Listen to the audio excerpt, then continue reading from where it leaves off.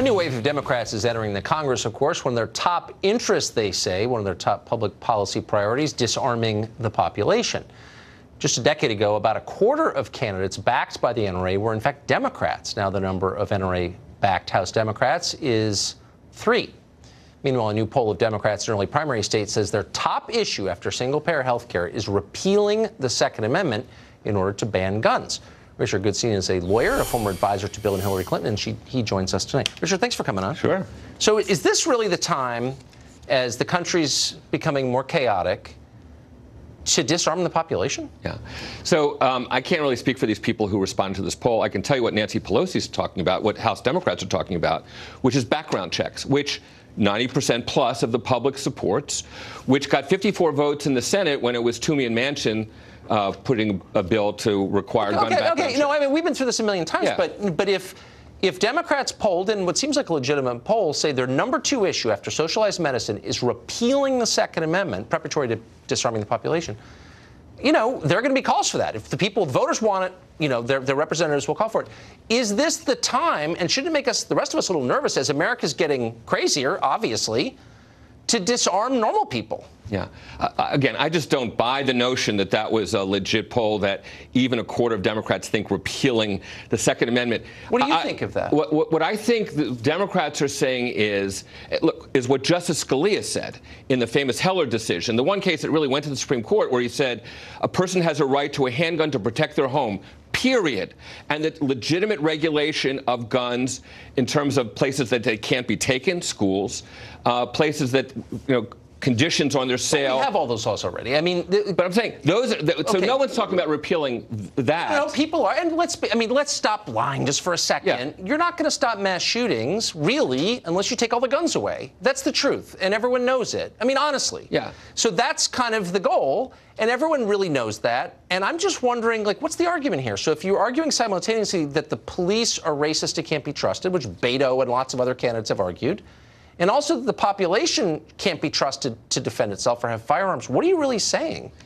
I think what Democrats are saying, and frankly, Republicans wish they had been saying it, because the ones backed by the NRA, Barbara Comstock, Mike Hoffman in Colorado, lost to Democrats saying we want background check laws and so forth. And what they're saying is that things have gotten out of whack. The United States is unique in the world. It's not a mental health problem. There are mental health problems everywhere else in the world, but we have this horrible gun problem here. No, but actually we don't, because most Americans are not a threat to anybody. And this is what makes me nervous, is a small percentage of people commit the overwhelming majority of shootings, but we're not thinking clearly about how to disarm them. All of these laws apply to me. I pose no threat to anyone, and I really want to be able to defend myself. I know you do too.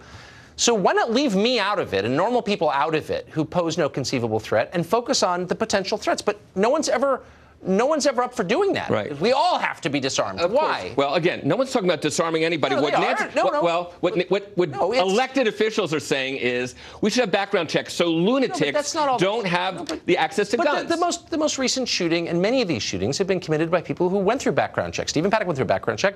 The latest shooter, obviously, who you just saw in California, went through a background check. The truth is, it's not just background checks, which nobody really opposes.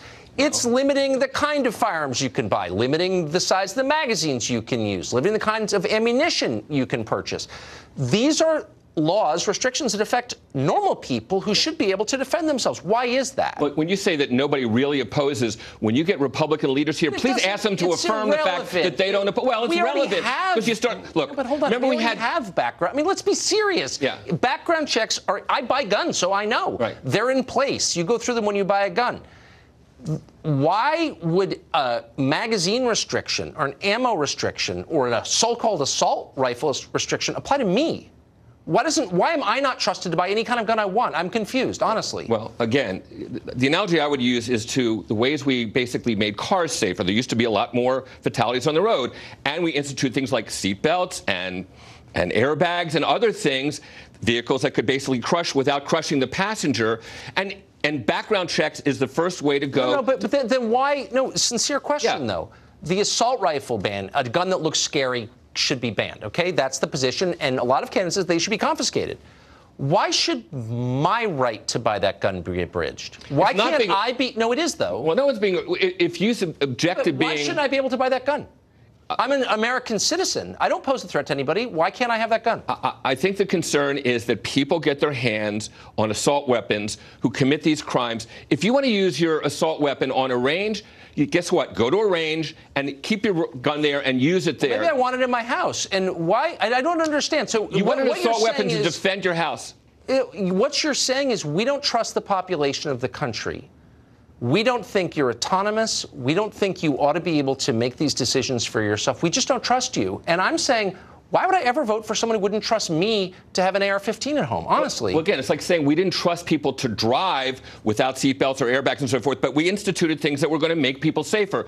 What we're saying is that... but you don't use a car to defend yourself. And you do use a firearm to defend yourself. And why wouldn't you trust... No. Why wouldn't you trust? There are 330 million people in the country. Hundreds of millions of them pose no conceivable threat to anybody. Right. So why can't we think of a law that spares them these regulations? Is anybody even trying to think of that? Of course they are. But really? Who? Well, but again, we're taking it step by step. We're taking it step by step. Yes, we and listen, are. And ask any suburban mother. That's the problem politically, is that these people that you lost last time are going to be lost because they don't want more guns in schools. The left is making this country chaotic and scary, and simultaneously trying to keep me from defending myself. The voters just happen not to buy what you just said. I don't care. And that's why the Democrats won. I don't care. Okay, we'll see. Yeah. Richard, thank you. Thank you.